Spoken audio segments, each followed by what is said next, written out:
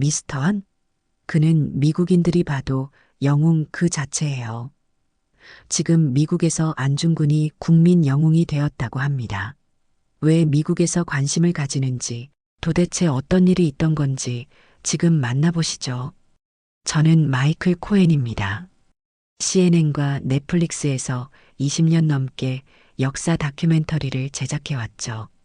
전쟁사, 특히 제2차 세계대전과 냉전에 관한 작품으로 에미상을 2번이나 수상했습니다.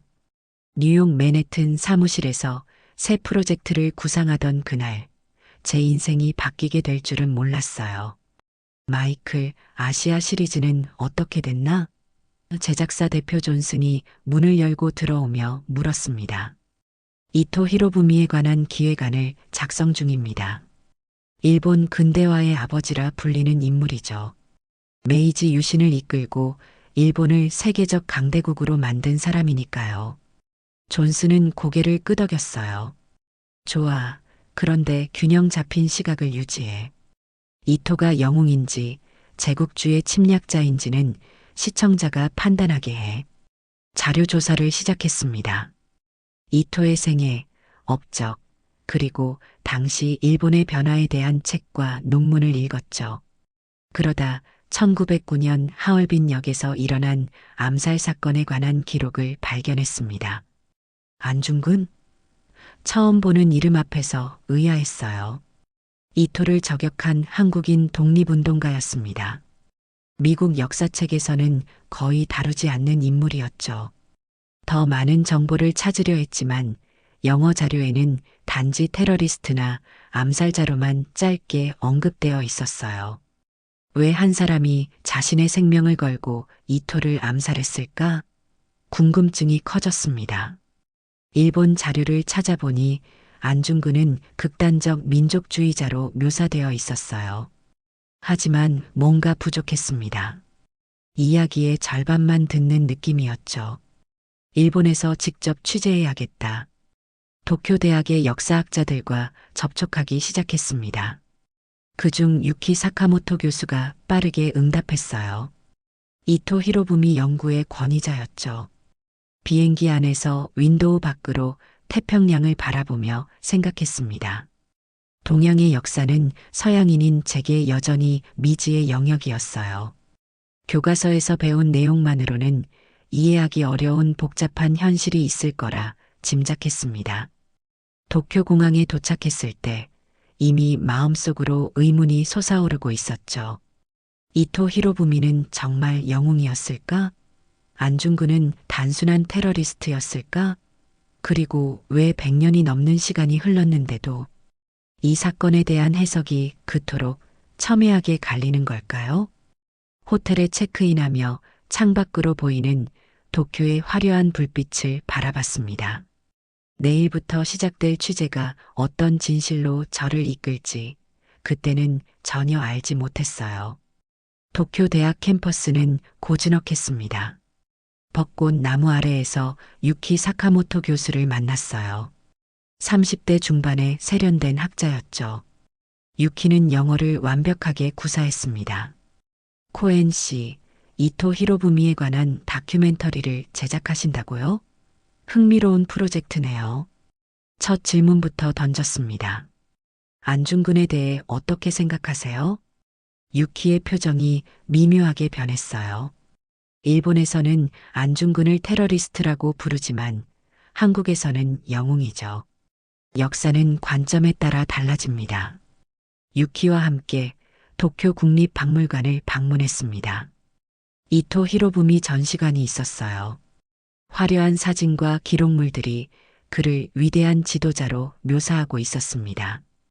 안중근에 대한 언급은 단 한 줄, 1909년 10월 26일 극단주의자에 의해 암살됨이 전부였죠. 이것이 전부인가요? 안중근에 대한 설명이 너무 간략한데요. 유키가 작은 목소리로 말했습니다. 공식 역사에서는 그렇게 다뤄요. 하지만 학술적으로는 더 많은 논의가 있습니다. 점심을 먹으며 더 깊은 대화를 나눴어요. 유키는 의외로 개방적이었습니다. 사실 저도 최근에 안중근의 재판 기록을 연구하고 있어요. 흥미로운 자료가 있는데 보여드릴까요? 유키의 연구실로 돌아와 그가 보여준 자료에 충격을 받았습니다. 안중근의 재판 기록 원본이었어요. 일본어와 한국어로 된 문서였지만 유키가 번역해 주었죠. 내가 죽는 것은 동양 평화를 위한 것이다. 안중근의 말이었습니다. 테러리스트가 평화를 이야기한다고요? 유키가 고개를 저었어요. 복잡한 역사입니다. 안중근은 자신을 한국 군인이라고 주장했어요. 그에게 이토 암살은 전쟁 행위였죠. 더 깊이 파고들려는 순간 갑자기 누군가 연구실 문을 두드렸습니다. 아키라 타나카라는 50대 남성이었어요. 일본 우익 역사학회 소속이라고 자신을 소개했죠. 코엔 씨, 일본 역사에 관심이 많으시군요. 하지만 안중근은 단순한 테러리스트일 뿐입니다. 깊이 파헤칠 필요 없어요. 타나카의 눈빛에서 경고를 느꼈습니다. 유키는 불편해 보였어요. 타나카가 나간 후 유키가 속삭였습니다. 조심하세요. 이 주제는 여전히 민감합니다. 진실을 알고 싶다면 한국으로 가보는 게 좋을 거예요. 그날 밤 호텔 방에서 인터넷으로 안중근에 대해 더 찾아봤습니다. 한국 자료에서는 그를 독립운동가, 의사, 평화주의자로 묘사하고 있었어요. 이 극명한 차이에 혼란스러웠습니다. 어느 쪽이 진실일까? 아니면 진실은 그 사이 어딘가에 있을까요? 결심했습니다. 한국으로 직접 가봐야겠다고요. 진실은 항상 더 깊은 곳에 있기 마련이니까요. 인천공항에 도착했을 때 서울의 활기찬 에너지가 저를 맞이했습니다. 도쿄와는 다른 분위기였어요. 더 역동적이고 어딘가 열정적인 느낌이었죠. 한국 역사학자 박선영 교수와의 만남이 예정되어 있었습니다. 서울대학교 역사학과 교수로 독립운동사 전문가였어요. 대학 캠퍼스에서 박선영 교수를 만났습니다. 40대 초반의 차분하고 지적인 인상이었어요. 제 연구 목적을 설명하자 박 교수의 눈이 반짝였습니다. 코엔 씨, 많은 서양인들이 안중근을 단순한 암살자로 오해하고 있어요. 그는 그 이상이었습니다. 박 교수는 서대문 형무소로 저를 안내했어요. 일제강점기 독립운동가들이 수감되었던 곳이었죠. 차가운 감옥벽을 만지며 역사의 무게를 느꼈습니다. 안중근은 여기 있지 않았어요. 그는 중국 리순 감옥에서 처형되었죠. 유해조차 돌아오지 못했습니다. 다음으로 독립기념관을 방문했어요. 그곳에서 안중근 전시관을 보며 놀랐습니다. 테러리스트가 아닌 철학적 사상가의 모습이 보였어요. 이건 뭐죠? 유리 케이스 안에 있는 문서를 가리켰습니다. 안중근의 동양평화론입니다. 감옥에서 쓴 미완성 원고예요. 그는 한국, 중국, 일본이 평화롭게 공존하는 아시아를 꿈꿨습니다. 그 원고의 사본을 읽으며 충격을 받았어요. 안중근은 단순히 일본을 증오한 게 아니었습니다. 그는 제국주의와 침략에 반대했고 아시아 국가들이 서로 존중하며 함께 발전하는 비전을 가지고 있었죠. 이런 사상을 가진 사람을 어떻게 테러리스트라고 부를 수 있죠? 제 질문에 박 교수는 깊은 한숨을 내쉬었습니다. 승자가 역사를 씁니다. 일본은 자국의 제국주의 역사를 미화했고 서양은 그 관점을 많이 수용했어요. 저녁에 한강변 레스토랑에서 식사하며 박 교수와 더 깊은 이야기를 나눴습니다. 창밖으로 반짝이는 도시의 불빛이 아름다웠어요. 안중근이 이토를 암살한 이유는 단순한 복수가 아니었습니다. 그는 한국 병합을 막으려 했죠.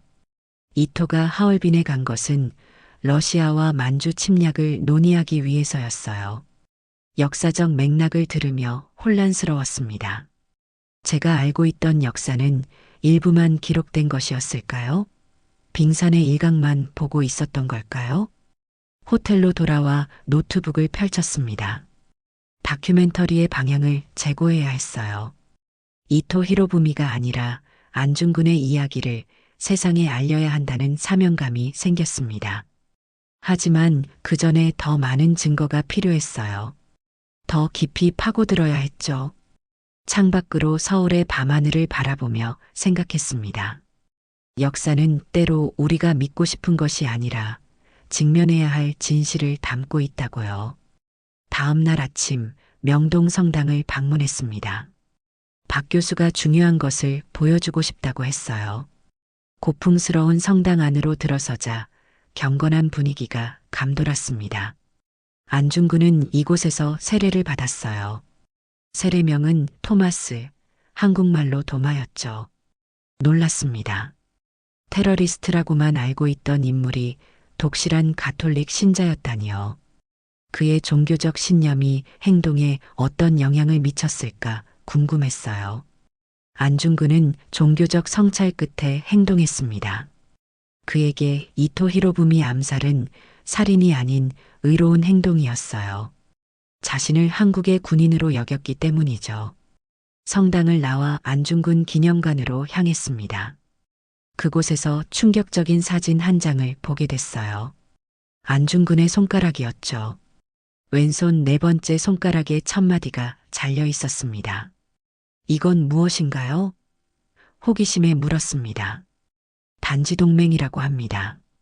안중근과 그의 동료들이 독립을 위해 목숨을 바치겠다는 맹세의 증표로 손가락을 자르고 그 피로 태극기에 대한 독립이라고 썼어요. 손가락을 자를 정도의 결이라니 상상도 할 수 없었습니다. 기념관 벽에 걸린 안중근의 재판 사진을 보며 생각에 잠겼어요. 그의 눈빛은 공포나 후회가 아닌 의연함과 확신으로 가득했습니다. 더 충격적인 발견은 그의 유언이었어요. 내가 죽거든 내 유해를 조국이 독립한 후에 묻어다오. 그의 유해는 지금 어디에 있나요? 질문했습니다. 박 교수는 슬픈 표정으로 대답했어요. 아직 찾지 못했습니다. 일본은 리순 감옥에서 처형 후 그의 시신을 어디에 묻었는지 밝히지 않았어요. 100년이 넘도록 그의 유해는 고향으로 돌아오지 못했죠. 그날 오후 우리는 안중근이 감옥에서 남긴 글과 편지들을 검토했습니다. 그 중 하나가 특히 인상적이었어요. 나는 대한의 의용병이다. 한국 침략자를 응징한 것이다. 안중근은 자신을 테러리스트가 아닌 군인으로 인식했습니다. 그에게 이토 암살은 개인적 복수가 아닌 국가를 지키기 위한 군사 행동이었죠. 저녁에 호텔로 돌아와 모은 자료들을 정리했습니다. 안중근의 모습이 점점 선명해졌어요. 종교인, 사상가, 군인, 그리고 무엇보다 평화를 추구한 인물이었죠. 그가 꿈꾼 세상은 단순한 독립이 아니라 동아시아 모든 국가가 평화롭게 공존하는 비전이었습니다. 창밖으로 서울의 불빛을 바라보며 생각했어요. 이 도시, 이 나라는 안중근과 같은 이들의 희생으로 지금의 번영을 이룬 것이겠죠. 역사의 진실을 찾아가는 여정이 점점 더 의미 있게 느껴졌습니다. 뉴욕 본사에서 연락이 왔습니다. 다큐멘터리 진행 상황을 묻는 메일이었죠. 솔직히 답했어요. 원래 계획과 다른 방향으로 연구가 진행되고 있습니다. 안중근이라는 인물의 진실에 접근하고 있어요. 몇 시간 후 존슨의 답장이 왔습니다. 흥미롭군.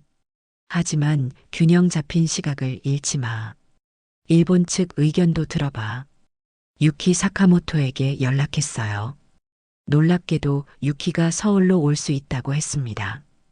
그는 자신의 연구를 위해서도 안중근 자료가 필요하다고 했죠. 또한 타나카 교수도 함께 온다는 소식이었어요. 다음 날 호텔 로비에서 그들을 만났습니다. 유키는 반가워했지만 타나카의 표정은 굳어 있었어요.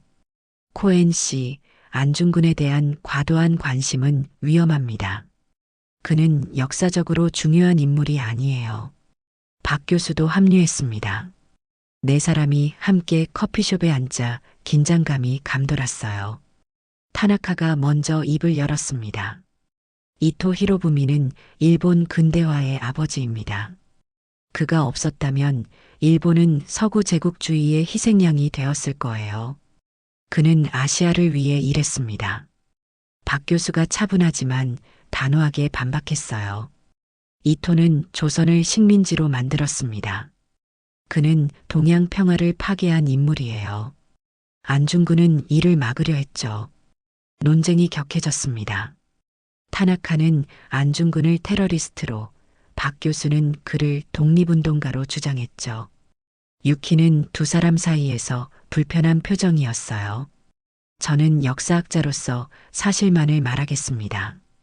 유키가 조심스럽게 말했어요. 안중근의 재판 기록을 보면 그는 분명 정치적 신념을 가진 인물이었어요. 단순한 테러리스트가 아닙니다. 타나카의 얼굴이 붉어졌습니다.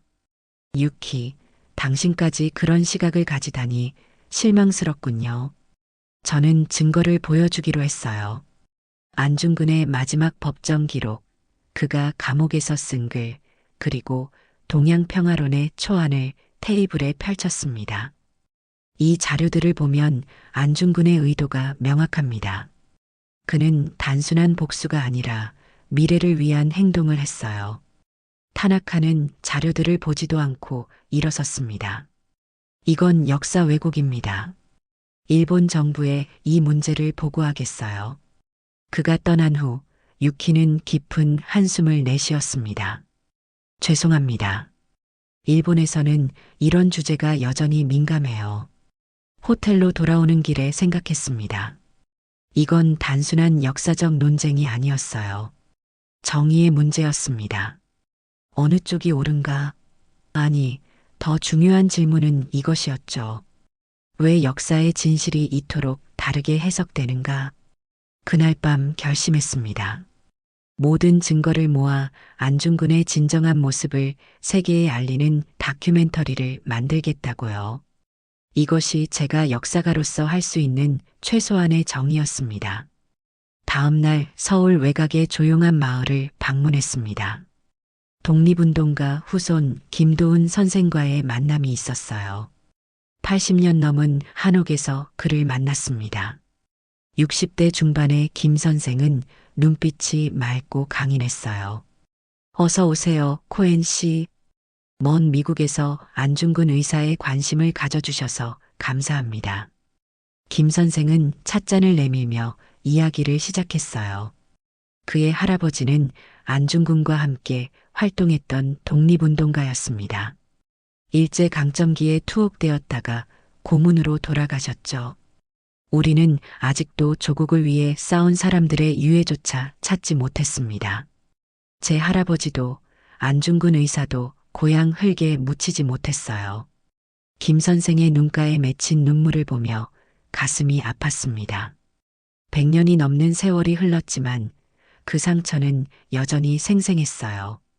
안중근 의사가 꿈꾸었던 세상은 어떤 모습이었을까요? 질문했습니다. 김 선생은 오래된 책장에서 낡은 문서 하나를 꺼냈어요. 이건 안중근 의사의 동양평화론 초안 중 일부를 제 할아버지가 필사한 것입니다. 여기에 그가 꿈꾸던 세상이 담겨 있어요. 문서를 읽으며 놀랐습니다.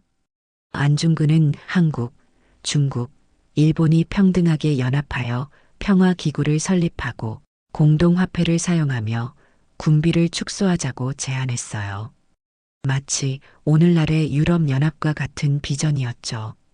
이런 생각을 100년도 더 전에 했다니 놀랍습니다. 김 선생은 고개를 끄덕였어요. 안중근 의사는 단순한 독립운동가가 아니었습니다. 그는 미래를 내다본 사상가였어요. 전쟁과 침략을 끝내고 모두가 공존하는 세상을 꿈꿨죠.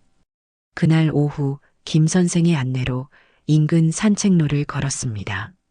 아름다운 자연 속에서 그는 더 많은 이야기를 들려주었어요. 안중근 의사의 어머니 조마리아 여사는 아들이 체포되었을 때 이렇게 말했다고 합니다. 너는 나라를 위해 옳은 일을 했다. 당당히 행동하라. 저녁이 되어 헤어질 시간, 김 선생은 제 손을 꼭 잡았습니다. 코엔 씨, 진실을 알리는 것은 중요합니다. 역사는 미래 세대를 위한 교훈이니까요. 호텔로 돌아오는 차 안에서 깊은 생각에 잠겼습니다. 안중근의 정신은 단순한 항일 투쟁이 아니었어요. 그것은 평화와 공존을 향한 비전이었죠. 이 이야기를 어떻게 세계에 전할 수 있을까? 다큐멘터리의 방향이 점점 명확해졌습니다. 그날 밤 노트북에 다큐멘터리의 제목을 적었어요. 안중근 평화를 위한 총성. 이제 제가 해야 할 일이 무엇인지 확실히 알았습니다. 뉴욕으로 돌아온 저는 바로 CNN 본사로 향했습니다. 3주간의 조사 결과를 정리한 다큐멘터리 기획서를 들고 있었어요. 원래 계획했던 이토 히로부미가 아닌 안중근을 주인공으로 한 내용이었죠. 마이클, 이게 뭐지? 존슨이 기획서를 훑어보며 물었습니다. 새로운 방향입니다. 이것은 단순한 암살자가 아니라 진정한 자유와 평화를 위해 싸운 지도자의 이야기예요. 회의실에서 모든 자료를 펼쳤습니다. 안중근의 재판 기록, 옥중 편지, 동양평화론 초안, 그리고 한국과 일본에서 수집한 역사 자료들이었어요. 존슨을 포함한 프로듀서들이 주의 깊게 살펴보았습니다. 이 다큐멘터리가 일본과의 외교 문제를 일으킬 수도 있어. 한 프로듀서가 우려를 표했어요. 하지만 이건 진실입니다. 우리는 역사가 아닌가요? 진실을 알리는 게 우리 책임이죠. 제 목소리는 평소보다 확신에 차 있었습니다. 존슨이 마지막으로 말했어요. 마이클, 이 주제는 민감하고 도전적이야. 하지만 CNN이 해야 할 일이기도 하지. 다큐멘터리를 만들자. 승인이 떨어졌습니다. CNN 역사상 최초로 안중근을 조명하는 다큐멘터리 제작이 확정됐어요. 기쁨과 책임감이 동시에 밀려왔습니다. 제작 과정은 험난했어요. 일본 측 인터뷰를 거부하는 학자들이 많았죠. 그러나 유키 사카모토는 용기 있게 출연을 결정했습니다. 한국에서는 박선영 교수와 김도훈 선생이 적극적으로 협조해 주었어요. 이 다큐멘터리는 균형을 맞춰야 해. 편집장이 강조했습니다. 물론입니다. 하지만 균형이란 단순히 양쪽 의견을 똑같이 보여주는 게 아니에요. 증거에 기반한 진실을 드러내는 것이죠. 다큐멘터리는 안중근의 생애, 사상, 그리고 동양 평화론을 중심으로 구성했습니다. 또한 일본과 한국의 역사 인식 차이를 분석하며 왜 이런 차이가 생겼는지 학문적으로 접근했어요. 편집 막바지 놀라운 소식이 들려왔습니다. 중국 학자들이 리순 감옥 근처에서 안중근 관련 새로운 자료를 발견했다는 거였어요. 급히 중국으로 날아가 그 자료를 확인했습니다. 이건 감옥 의사의 기록입니다. 안중근의 마지막 순간을 기록했어요. 중국 학자가 설명했습니다. 기록에는 안중근이 죽기 전 마지막으로 한 말이 적혀 있었어요. 내 죽음이 헛되지 않기를 바란다. 동양의 평화를 위해. 이 자료를 다큐멘터리의 마지막 장면에 넣기로 했습니다. 그의 마지막 말은 그가 꿈꾸던 세상을 완벽하게 요약하고 있었어요. 모든 제작 과정을 마치고 방송 일자가 확정됐습니다. 가슴이 두근거렸어요. 이제 안중근의 진실이 전 세계에 알려질 것입니다. 방송 당일 저는 뉴욕 사무실에서 긴장된 마음으로 시계를 바라봤습니다. 오늘 밤 9시 CNN을 통해 안중근 평화를 위한 총성이 방영될 예정이었어요. 한국에서는 박선영 교수가, 일본에서는 유키 사카모토가 현지 반응을 전해주기로 했습니다. 5, 4, 3, 2, 1 방송 시작. 프로듀서의 신호와 함께 다큐멘터리가 전 세계로 송출됐어요. 첫 장면은 하얼빈 역이었습니다. 1909년 10월 26일 안중근이 이토 히로부미를 저격한 그 장소였죠. 그리고 내레이션이 흘러나왔어요. 그는 테러리스트였을까? 아니면 평화를 위한 투사였을까? 오늘 밤 우리는 100년 넘게 감춰진 진실을 파헤친다. 90분 동안의 방송이 끝나고 반응이 쏟아지기 시작했습니다. 소셜미디어는 폭발적인 댓글로 가득 찼어요. 많은 미국인과 유럽인들이 안중근에 대해 처음 알게 되었다며 놀라움을 표했죠. 우리는 이제야 안중근을 알게 되었다. 그는 동양의 영웅이 아니라 세계의 영웅이다. 한국에서의 반응은 더욱 뜨거웠습니다. 박 교수가 전화로 전해왔어요. 코엔 씨 서울 시내 광장에서 수천 명이 다큐멘터리 상영회를 열었어요. 많은 사람들이 감동했습니다. 일본의 반응은 복잡했습니다. 유키가 알려준 바로는 일부 우익 단체들이 항의했지만 젊은 세대와 학자들 사이에서는 새로운 논의가 시작되고 있다고 했어요. 일본 내에서도 역사 인식에 대한 진지한 대화가 필요하다는 목소리가 커지고 있어요. 유키의 목소리에서 희망이 느껴졌습니다. 방송 일주일 후 CNN은 특별 토론회를 개최했어요. 한국, 일본, 중국의 역사학자들이 한자리에 모여 안중근과 동아시아 역사에 대해 토론했습니다. 때로는 격렬했지만 대화의 물꼬가 트인 것만으로도 큰 성과였어요. 토론 중에 제가 던진 질문이 있었습니다. 안중근의 유해를 찾아 고국으로 돌려보내는 것, 이것은 역사적 화해의 중요한 단계가 될 수 있지 않을까요? 이 질문은 큰 반향을 일으켰어요. 한국 정부는 공식적으로 일본의 안중근 의사의 유해 발굴 협조를 요청했습니다. 시민들 사이에서도 서명 운동이 시작됐어요. 다큐멘터리 방영 한 달 후, 저는 다시 서울을 방문했습니다. 안중근 의사 기념관에서 특별 강연을 요청받았어요. 그곳에서 김도은 선생을 다시 만났습니다.